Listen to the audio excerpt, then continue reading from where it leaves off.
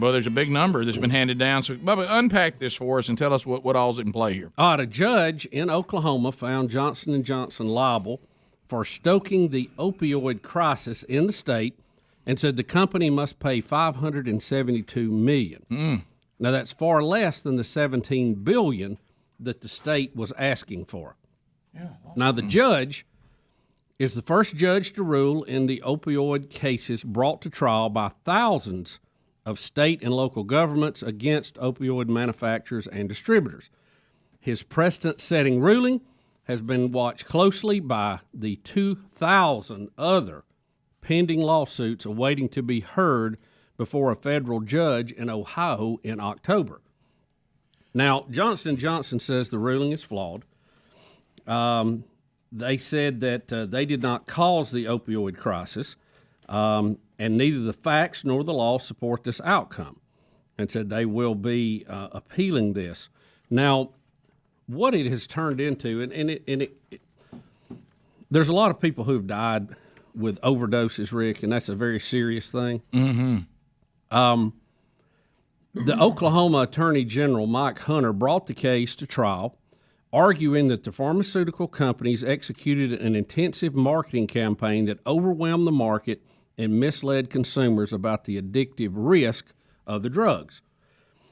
If you look at the national numbers, they are staggering. More than 400,000 overdose deaths from 1999 to 2017. Now, that's almost 20 years.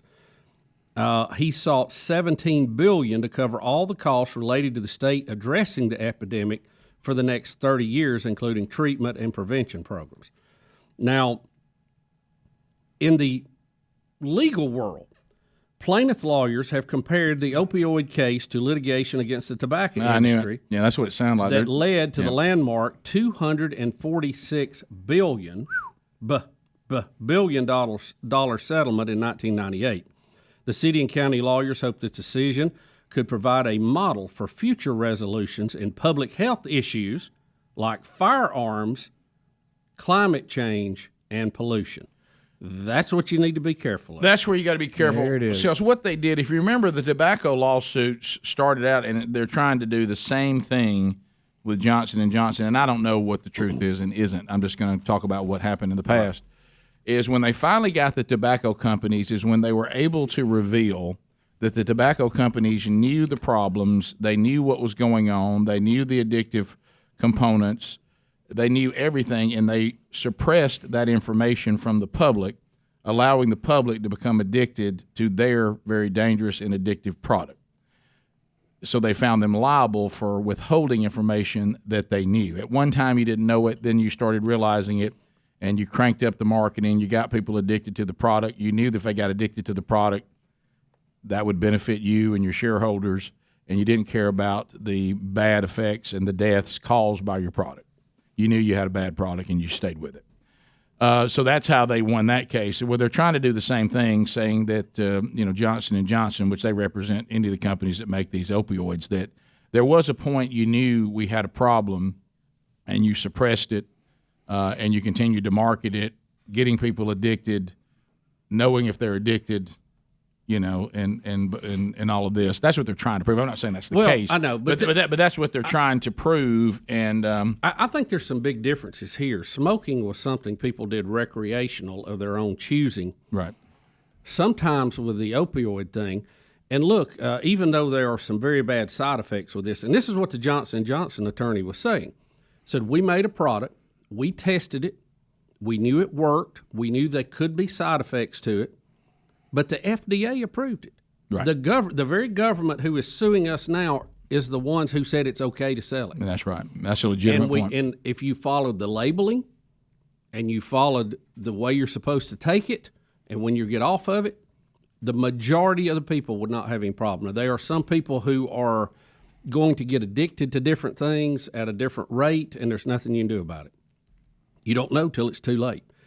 But I know for a fact, I've had several surgeries, I know you have too, that I'm certainly glad those things exist the day after surgery.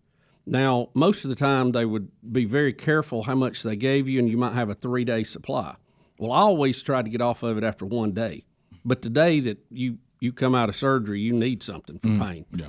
And what I'm worried about is that these companies that make the painkillers that we need will be scared into making them and doing research and getting better ones, and we won't have any when we really need it. Yeah. And that's not a good scenario either. Now, the fact that so many people have been addicted to these is bad, but most of the time they did not follow the labeling or the prescribing. And think about this too. Not only did the FDA approve it, a doctor prescribed it for you. A pharmacy filled it. Then you had it. So there's a lot of steps. And trust me, if they can get money out of Johnson & Johnson, they'll go right on down that trail. Because they're going to go after your doctor and your pharmacy. Yeah, because the trail you just laid out, if the company is responsible, then everybody else is responsible as well. But I really think, and look, it's bad. And again, I'm not it's terrible. Trying to. Yeah, it's horrible. Yeah, I've seen how this can destroy people. It's one of the toughest problems we have when someone becomes addicted to these kind of products. I mean, I've seen it destroy people that were not. They were responsible. They were hardworking, and it just made a turn with them, and they couldn't beat it. Still haven't beaten it. Right. And it is a nemesis to our society. But again, there's also good things that come with it, and where is the responsibility of the patient? Then you get to the responsibility of the doctor and the pharmacy and the company. You're right. I mean, you're going down a danger. But I'm just I was pointing out was they're trying to make, and you said it was in the article, they're trying to do the same thing with this they did to the tobacco companies. Right, and they're going to try to do it with guns, and they're going to try to do it with climate change and all that too.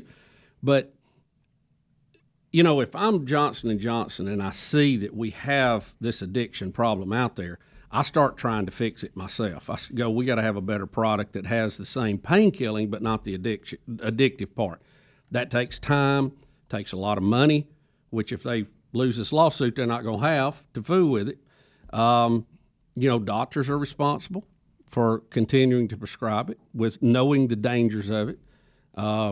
So I don't know. I don't know that how you solve this. The one thing is it's obviously a big target for lawyers to go after, and that's the part of this that really shouldn't play into the equation.